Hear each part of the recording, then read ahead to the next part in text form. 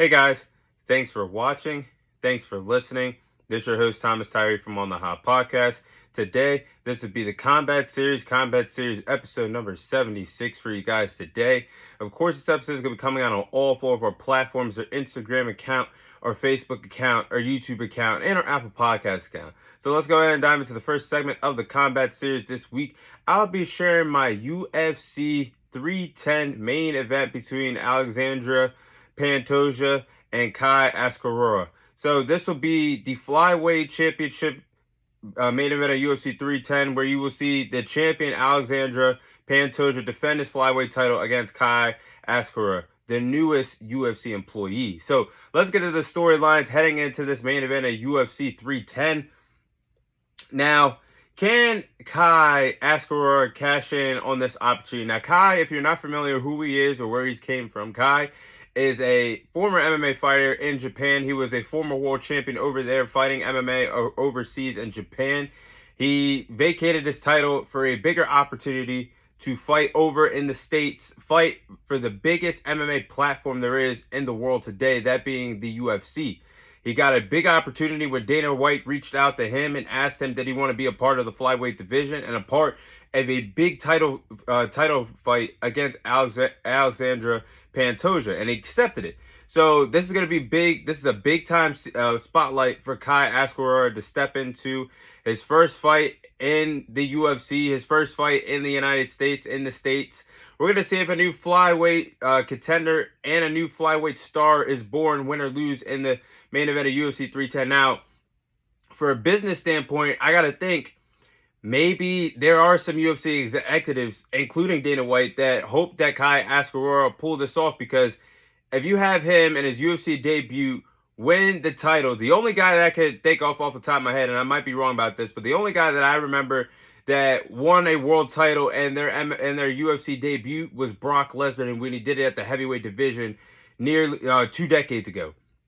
Again, I might be wrong about that, but Kai Asakura has a big chance of pulling this off and not only becoming the flyweight champion, but bringing a national audience of Japan over, bringing more viewers over from Japan to watch the UFC with having Kai Asakura possibly as a new flyweight champion. So that's going to be something to look out for. We're going to see if a new star could be born, if Kai Asakura could cash in on this opportunity. And last but not least, can Alexandra Pantoja remain the king of this flyweight division? Now, Alexandra Pantoja has defeated everybody at this flyweight division, and he's the king of this division for a reason.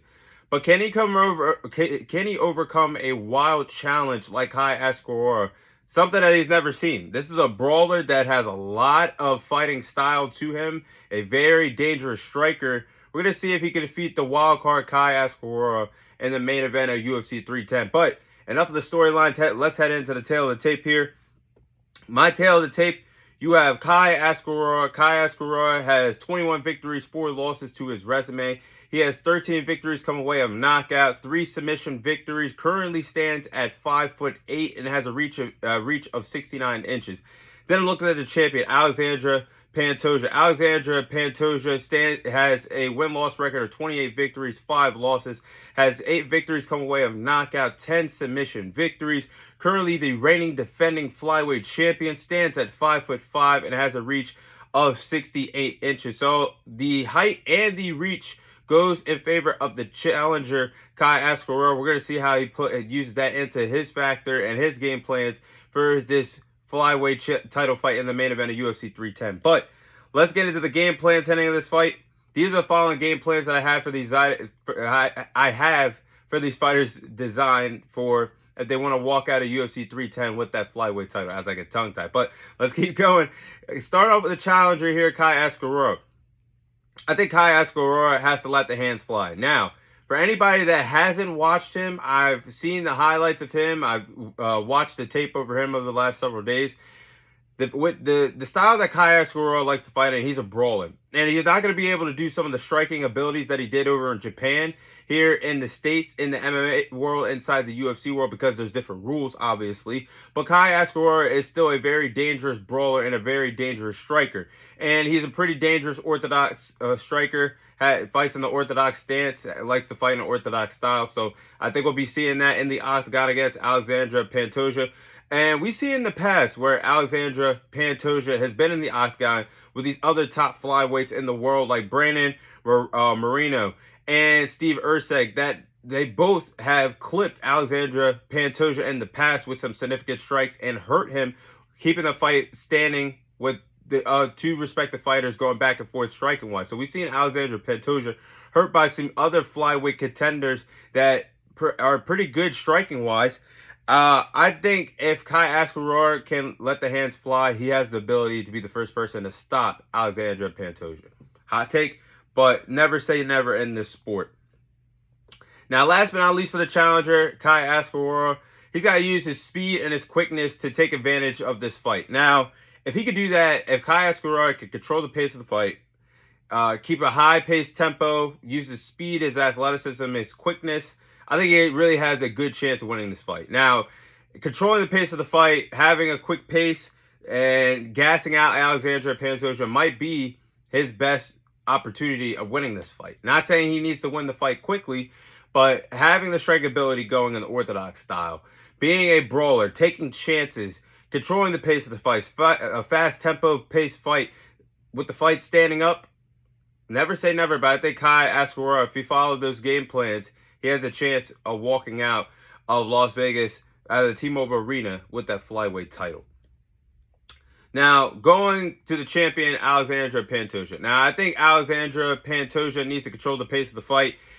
In my opinion, Alexandra Pantoja has one of the best cardiovascular gas tank endurance, one of the best cardiovascular gas tanks in the entire UFC. His gas tank, his endurance is incredible.